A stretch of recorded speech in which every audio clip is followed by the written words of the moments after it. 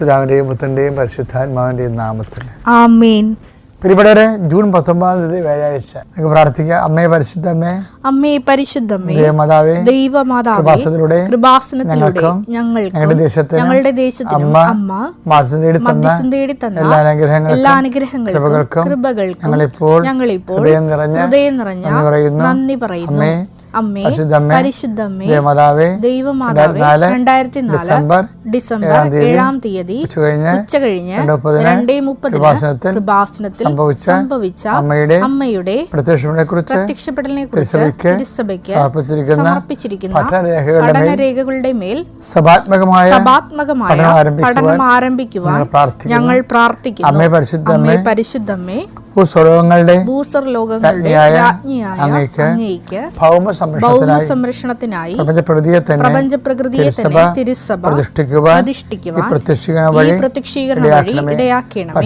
പരിശുദ്ധമ്മേ, ജപമാല മാതാവേ, സകല കൃപാസന പ്രാർത്ഥനയോടും ചേർത്ത് ഞങ്ങളിപ്പോൾ പ്രാർത്ഥിക്കുന്ന ഈ കുടുംബത്തിന്റെ പ്രത്യേക നിയോഗം പറമക്കളെ.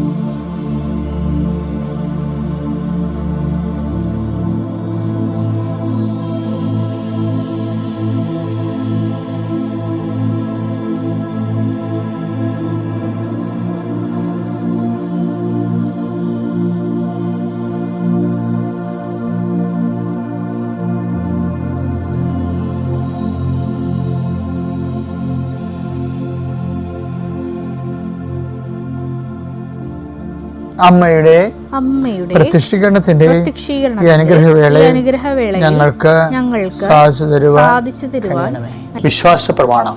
സർവശക്തനായ പിതാവും ആകാശത്തിന്റെയും ഭൂമിയുടെയും സൃഷ്ടാവുമായ ദൈവത്തിൽ ഞാൻ വിശ്വസിക്കുന്നു.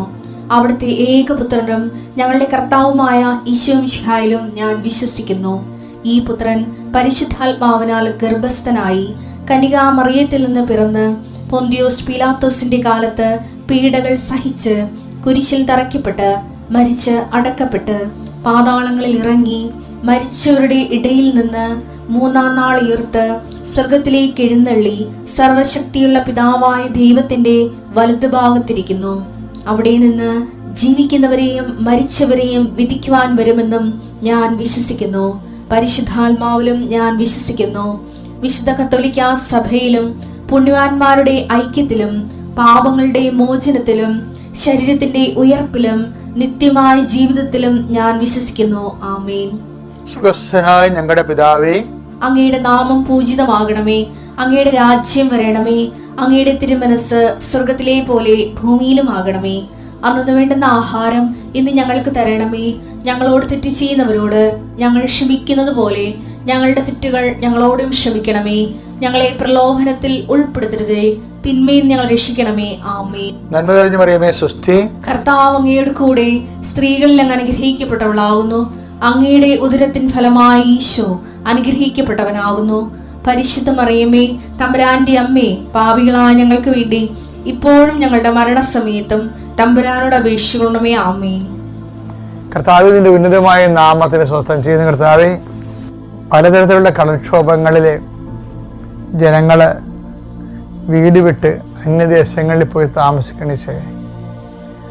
സ്വന്തം മക്കളെ കെട്ടിച്ച വീട്ടിലും ബന്ധുക്കളുടെ വീട്ടിലുമൊക്കെ നാട് വിട്ടു പോയി താമസിക്കുക. അവിടെ പുരുഷന്മാരെല്ലാം പല പല നിരാലംബരായി കടപ്പുറത്ത് ചെല്ലാനം പോലെയുള്ള കടലോരങ്ങളിൽ അലഞ്ഞു നടക്കുന്ന ദാരുണമായ കാഴ്ചയാണ് കാണുന്നത്. അവർ ഉരുൾ പൊട്ടുന്നവരും നദി കരകഴിഞ്ഞ് വീട്ടിലോട്ടൊഴുകുന്നവരും എല്ലാ മേഖലയും ജീവിതം സ്തംഭിച്ചിരിക്കുന്ന അവസ്ഥകളിലെ കർത്താവ് എത്രയും വേഗം വെള്ളം ഇറങ്ങി ജനങ്ങൾ സ്വസ്ഥത അനുഭവിക്കുവാനും ഇതിനുള്ളിലെ അഡ്മിഷനും മറ്റ് ഉപരിപഠനങ്ങൾക്കുമായി പോകുന്ന കുഞ്ഞുങ്ങൾക്ക് സ്വന്തം വീടും അവരുടെ സർട്ടിഫിക്കറ്റ് വെക്കാൻ പോലും സ്ഥലമില്ലാത്ത രീതി വെള്ളം ജലപ്പൊക്കം കവിഞ്ഞ വീടുകളുണ്ട്. എത്രയും വേഗം വെള്ളം ഇറങ്ങി സ്വന്തം വീടുകളിലേക്ക് ജനങ്ങൾ തിരിച്ചു വരാൻ പരിശുദ്ധമ്മ ദേവമാതാവിനോട് പ്രാർത്ഥിക്കുന്നു. അമ്മേ പരിശുദ്ധമ്മ ദേവമാതാവേ, കനായിലെ കല്യാണ കുടുംബത്തിലേക്ക് എന്നപോലെ നഷ്ടപ്പെട്ടു പോയ, പകുതിയും അടിയിലായിപ്പോയ ആലപ്പുഴ കൊച്ചി മേഖലകളിലും മറ്റ് കടലോര പ്രദേശങ്ങളിലുമുള്ള കുടുംബങ്ങളെ അമ്മ ഏറ്റെടുക്കണേ പ്രാർത്ഥിക്കുന്നു. ഭരണാധികാരികളെ കണ്ണുകളെ എത്രയും വേഗം അടിയന്തരമായ ഈ മേഖലയിലേക്ക് തിരിക്കുവാനും മറ്റെല്ലാ അവരുടെ ഊന്നലുകൾക്കും അപ്പുറത്തായി പ്രഥമ പരിഗണന വെള്ളപ്പൊക്ക ദുരിതാശ്വാസ മേഖലകളിൽ കിട്ടുന്നതിന് വേണ്ടി ഭരണാധികാരികൾക്ക് വേണ്ടി പ്രാർത്ഥിക്കുന്നു. അനുശോചിതമായ അടിയന്തര നടപടികൾ ക്ലേശം അനുഭവിക്കുന്ന എല്ലാവർക്കും സംലഭ്യമാക്കുന്നതിന് വേണ്ടി എല്ലാ സാമൂഹ്യ പ്രവർത്തകരും ജനങ്ങളെ സംഘടിപ്പിച്ചുകൊണ്ട് അവകാശത്തിന് പോരാടുന്നവരെയും ആശീർവദിച്ചുകൊണ്ട് പ്രാർത്ഥിക്കുന്നു. ദൈവത്തിൻ്റെ കരുണ നിങ്ങളെ ആവശ്യിക്കട്ടെ. ലോകം മുഴുവൻ ഈ പ്രാർത്ഥന കൂടുന്ന, ഈ പ്രാർത്ഥനയുടെ ഭാഗമാകുന്ന ജീവിതത്തിൻ്റെ ഇന്നത്തെ അവസ്ഥകളെ, ജൂൺ 19 ഇന്ന് ചെയ്യേണ്ട ഉത്തരവാദിത്തങ്ങൾ ചെയ്തു തീർക്കുന്നതിന് അവരനുഭവിക്കുന്ന അശക്തികൾ, വ്യക്തിപരമായ പോരായ്മകളെ പരിഹരിക്കുന്ന ഒരു പരിശുദ്ധ അമ്മയുടെ മാധ്യസ്ഥത്തിന് നിങ്ങൾ സമർപ്പിക്കുന്നു. നിങ്ങളുടെ യാത്രകൾ, തിരിച്ചു വരുന്നവരെ കർത്താവിൻ്റെ സന്തതമായ സാന്നിധ്യം, നിങ്ങൾ എവിടെയെല്ലാം ആരിലൂടെ സംസാരിക്കുന്നോ, എന്തെല്ലാം ചെയ്യുന്നുവോ അവിടെയെല്ലാം നിങ്ങൾക്ക് സഹായം ആവശ്യമായി വരുമ്പോൾ ദൈവത്തിൻ്റെ കൃപ ലഭിക്കുന്നതിന് വേണ്ടി പ്രാർത്ഥിക്കുന്നു. കർത്താവ് ഇന്ന് അനേകം മക്കളിലേക്ക് സാക്ഷ്യം ഉണ്ടാകാൻ വേണ്ടി, പറഞ്ഞാൽ തീരാത്ത സാക്ഷ്യങ്ങൾ പറഞ്ഞുകൊണ്ടിരിക്കുന്ന കൃപാസ്ഥാനത്താറയിലേക്ക് എത്രയും വേഗം ദൈവാനുഭവം കിട്ടിക്കൊണ്ട് ജനങ്ങൾ ആവഹിക്കപ്പെടുന്നതിന് വേണ്ടി, അവിടെ ഓരോ ആവശ്യങ്ങളുടെ മേലും ദൈവികമായ തീരുമാനം ഉണ്ടാകാൻ ഈശോയുടെ ഉന്നതമായ നാമത്തെ സമർപ്പിച്ച് പ്രാർത്ഥിക്കുന്നു. ഈ വളരെ സ്വജനീയമായ കാലാവസ്ഥയുള്ള സമയത്ത് വലിയ രോഗങ്ങൾ, ശ്വാസം മുട്ടലുകൾ, മറ്റു പല പല രോഗങ്ങൾ, സ്വന്തമായിട്ട് തന്നെ ആരോഗ്യമുള്ളവർക്ക് പോലും ജീവിക്കാൻ പ്രയാസം അനുഭവിക്കുന്നവർ, രോഗമുള്ളവർ, അതിനേക്കാൾ മറ്റൊരു ആരുടെയും സഹായം കിട്ടാത്ത രീതിയിൽ പലപാടും മരിച്ചാൽ മതിയെന്ന് പോലും നിരാശയോടെ ഓർക്കുന്ന എല്ലാവരെയും ഈ പ്രാർത്ഥനയിൽ ഓർത്തുകൊണ്ട് പ്രാർത്ഥിക്കുന്നു. ദൈവത്തിൻ്റെ കരുണ, കർത്താവിൻ്റെ വെളിച്ചം, കർത്താവിൻ്റെ ശക്തി, ആവുന്നിടത്തോളം സഹായത്തിൻ്റെ അനുഗ്രഹം കിട്ടുന്നവർ, അത്രയും മറ്റുള്ളവരെ സഹായിക്കുന്നതിനും സംരക്ഷിക്കുന്നതിനുമുള്ള ദൈവാനുഭവം, പ്രേക്ഷിത ചൈതന്യം ലഭിക്കുന്നവർ അതനുസരിച്ച് പ്രവർത്തിക്കുന്നതിനുള്ള പ്രത്യേക കൃപ അവർക്ക് ലഭിക്കട്ടെ എന്ന് പ്രാർത്ഥിക്കുന്നു. എൻ്റെ കർത്താവിൻ്റെ ഉന്നതമായ നാമത്തിൽ, സഭയുടെ അധികാരത്തിൽ, കുരിശിൻ്റെ അടയാളത്തിൽ ദൈവശക്തിയായി നീ അനുഗ്രഹിക്കപ്പെടട്ടെ.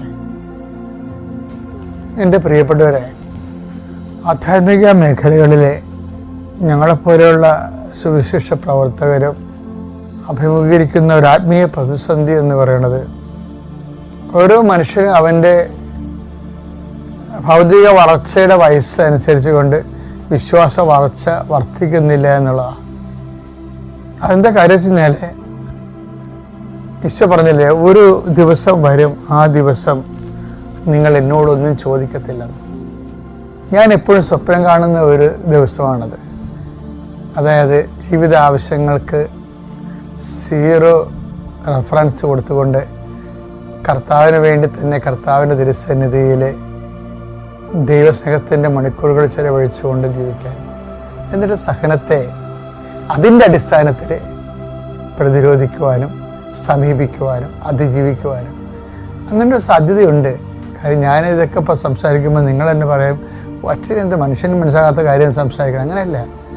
10-21 ലക്ഷം ആൾക്കാരെ കൗൺസിൽ ചെയ്യുമ്പോൾ സ്വാഭാവികമായിട്ടും ഒരു പേഴ്സണൽ അസസ്മെൻറ്റ് തീർച്ചയായിട്ടും ഉണ്ടാവും. ഞാൻ ചർച്ചയ്ക്ക് ഇപ്പോൾ ഏകസത്യദൈവമായ നിന്നെയും നീ അയച്ച യേശുക്രിസ്തുവിനെയും അറിയുകയാണ് നിത്യജീവൻ. അല്ലേ? എന്ന് വായിച്ചേ 17:3 യോഹന്നാൻ. ഏകസത്യദൈവമായ അവിടുത്തെയും അങ്ങ് അയച്ച യേശുക്രിസ്തുവിനെയും അറിയുക എന്നതാണ് നിത്യജീവൻ. ഇതിൻ്റെ വിഷയം പറയുന്നത്, നിത്യജീവൻ എന്ന് പറയുന്നത് ദൈവത്തെ അറിഞ്ഞ് ജീവിക്കുന്ന ഈ അറിവ് എവിടെ വെച്ചും ആരംഭിക്കാം. ഈ അറിവ് എവിടെ വെച്ചും ആരംഭിക്കാം. അതിന് പലരും പറയും മതമൊക്കെ മരിച്ചു കഴിഞ്ഞിട്ട് ഉള്ള വിഷയങ്ങളെക്കുറിച്ചാണ് മതം കൂടെ സംസാരിക്കണമെന്ന്. അത് നോൺ സെൻസായിട്ട് മതത്തെക്കുറിച്ചും അതിൻ്റെ ജീവിത രീതികളെക്കുറിച്ചും അറിയാൻ പാടില്ലാത്തവരാണ്. ആത്മീയ അനുഭവങ്ങളെക്കുറിച്ച് ഒരു 0 നോളജ് ഉള്ളവരാണ്.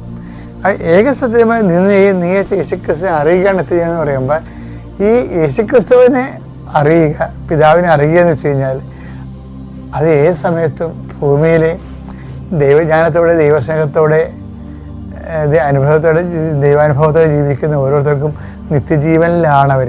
ഇതിൻ്റെ തുടർച്ചയാണ് നമുക്ക് ശരീരമില്ലാത്ത അവസ്ഥയിൽ ഉള്ള ആത്മാവിൻ്റെ അനുഭവമായിട്ട് തുടർന്നുകൊണ്ട് പോണത്. ദൈവത്തോട് ഇൻറ്റിമസി വേണമെന്ന് നിങ്ങൾക്ക് തോന്നിയിട്ടില്ലേ? അല്ല എന്തെങ്കിലും നിങ്ങളിങ്ങനെ മേലോട്ട് നോക്കി ഓരോ ജീവിത ആവശ്യങ്ങളോട് പ്രാർത്ഥിക്കുന്നതാണ്. അത് ABCD എന്ന് പറയും. 4ാം ക്ലാസ് വരെ ഉള്ളൂ. അതിന് പിന്നെ വളർച്ച വേണ്ടേ? ഏറ്റവും വലിയ അധ്യായം ദുരന്തം എന്ന് പറയുന്നത് ഒരു 40 വയസ്സുള്ളവനും 4 വയസ്സിൻ്റെ വിശ്വാസമേ ഉള്ളൂ. അതല്ലല്ലോ, ഇതിനെന്ത് വളർച്ചയാണുള്ളത്? വിശ്വാസം, പ്രത്യാശ, ദൈവസ്നേഹം എന്നും പറഞ്ഞ് ഇങ്ങനെ ഇൻറ്റിമസിയിലൂടെ വളരണത് ദൈവാനുഭവത്തിലേക്ക്. അപ്പം അങ്ങനെ വരുമ്പോൾ ഇപ്പം 14:21 വായിച്ചേ, 23 യോഹന്നാന്റെ സുവിശേഷം. യേശു പ്രതിവചിച്ചു, എന്നെ സ്നേഹിക്കുന്നവൻ എന്റെ വചനം പാലിക്കും. അപ്പോൾ എന്റെ പിതാവ് അവനെ സ്നേഹിക്കുകയും ഞങ്ങൾ അവന്റെ അടുത്ത് വന്ന് അവനിൽ വാസമുറപ്പിക്കുകയും ചെയ്യും. പ്രസൻസ് ആണ് ശരിക്കും പറഞ്ഞ. ഈശോ പറഞ്ഞപ്പോൾ അങ്ങനെ പോയണേ. എന്താണ്? എന്നെ സ്നേഹിക്കുന്നവൻ എൻ്റെ വചനം പാലിക്കും. അതല്ലേ ഉടമ്പടി. ഉടമ്പടിയിൽ വരുന്ന വിഷയം എന്ന് പറയുന്നത് എന്താണ്? ഉടമ്പടിയിലെന്ന് പറഞ്ഞ വിഷയം ദൈവത്തെ സ്നേഹിക്കാനുള്ള പ്രത്യേകമായ നിയോഗമാണ്. ഉടമ്പടിയുടെ നിയോഗം എന്താ? നമ്മളുടെ വസ്തു വിൽക്കണം, അല്ലെങ്കിൽ മകളെ കെട്ടിക്കണം, ജോലിക്ക് പ്രൊമോഷൻ കിട്ടണം, PR കിട്ടണം, ദാറ്റ്സ് ഓക്കെ.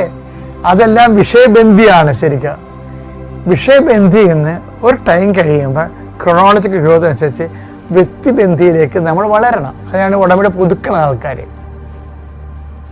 വ്യക്തിബന്ധിയിലേക്ക് വളരണം എന്തിനാണ്? അതാണ് ഒന്നൊരു വായിച്ചത്, എന്നെ സ്നേഹിക്കുന്നവൻ എൻ്റെ കൽപ്പന പാലിക്കുകയും. അപ്പം കൽപ്പന അവിടെ പാലിക്കണത് എന്തിൻ്റെ അടിസ്ഥാനത്തിലാണ്? ഇപ്പോൾ ഉടമ്പടി പച്ചയായിട്ടുള്ള ആൾക്കാരൊക്കെ, പച്ച വ്യാപാരില്ല, 1ാം സ്ഥാനം, 1ാം ഘട്ടം, അവർ ആ ഉടമ്പടി പാലിക്കണതിൻ്റെ കാര്യം അവരുടെ വിഷയങ്ങൾ നടക്കാൻ വേണ്ടിയാണ്. പക്ഷെ ഉടമ്പടി നീല പേപ്പർ വെള്ള പേപ്പറിലേക്ക് മാറുമ്പോൾ അവരെന്താ ചെയ്യേണ്ടത്? അവർ ഉടമ്പടി പാലിക്കുന്നതിൻ്റെ കാര്യം എന്താ പറയണത്? എന്നെ സ്നേഹിക്കുന്നവൻ എൻ്റെ കൽപ്പന പാലിക്കും. ദൈവത്തെ സ്നേഹിക്കുന്നത് കൊണ്ടാണ് നമ്മൾ ഉടമ്പടിയിൽ കൽപ്പന പാലിച്ചു പോകുന്നത്. ആദ്യം നമ്മൾ ചെയ്യണത് നമ്മുടെ വിഷയത്തെ സ്നേഹിക്കുന്നത് കൊണ്ടാണ്. അല്ലെങ്കിൽ നമ്മൾ സ്വാതന്ത്ര്യം പ്രാപിക്കണം പുതുക്കുമ്പോൾ. ആ ഒരു ഗ്രോത്ത് ആ ബേസിൽ ഉണ്ടാവണം.